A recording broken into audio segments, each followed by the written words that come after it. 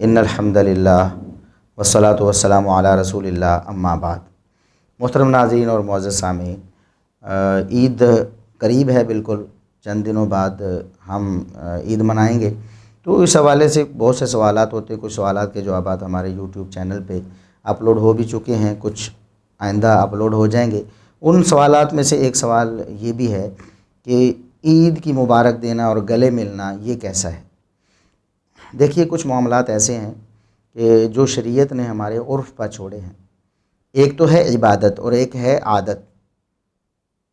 عبادت نماز، روزہ، حج، زکوٰۃ وغیرہ، اور ایک ہے عادت، ہمارے میل جول کے طریقے ہیں، ہمارے لباس پہننے کے طریقے ہیں، ہمارے کھانے پینے کے طریقے ہیں۔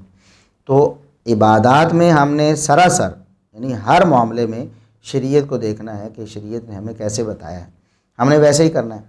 عادات میں ہم نے صرف معاملات میں یہ دیکھنا ہے کہ شریعت نے ہمیں کسی چیز سے منع کیا ہے تو ہم نے رک جانا ہے، ورنہ عادات جو ہیں ہم ان کو اپنا سکتے ہیں اپنے علاقے اور اپنے خطے کی اور اپنے خاندان اور اپنے قبیلے کی۔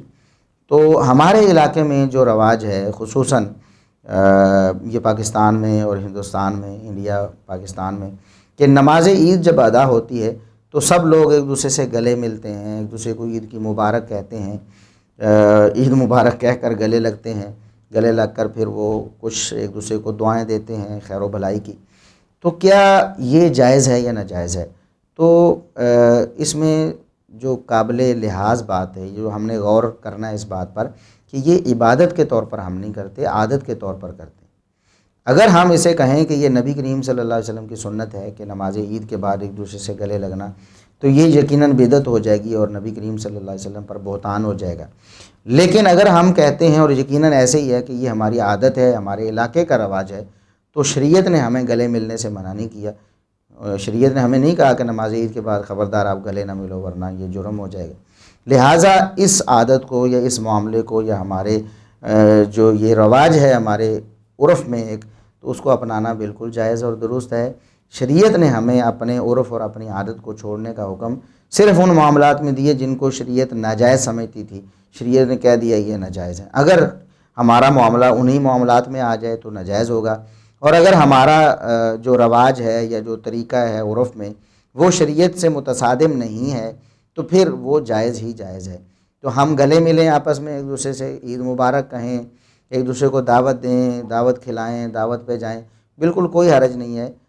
اسلام ان چیزوں سے ہمیں منع نہیں کرتا، بلکہ اسلام اس چیز کا حامی ہے کہ ایک دوسرے سے ملیں، آپ ایک دوسرے کو دعائیں دیں، ایک دوسرے سے کھائیں، ایک دوسرے کو کھلائیں، محبتیں بڑھائیں، تو اس سے محبت بڑھتی ہے۔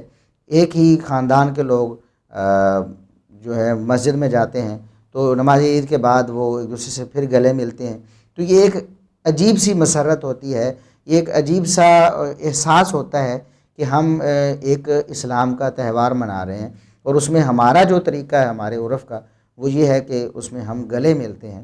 اس سے جو ایک تسکین ہوتی ہے یا ایک احساس بیدار ہوتا ہے کہ یہ عید کا ملنا ہے، تو حالانکہ وہ اکٹھے ہی آ رہے ہوتے ہیں، گلی محلے کے لوگ بھی ہوتے ہیں جو اس سے پہلے روزانہ ملتے ہوتے ہیں، لیکن اس دن خصوصی طور پر ملتے ہیں، یہ احساس بیدار ہوتا ہے کہ ہم عید مل رہے ہیں، عید کی خوشی میں ہم ایک دوسرے سے شریک ہو رہے ہیں، جس میں کوئی حرج نہیں۔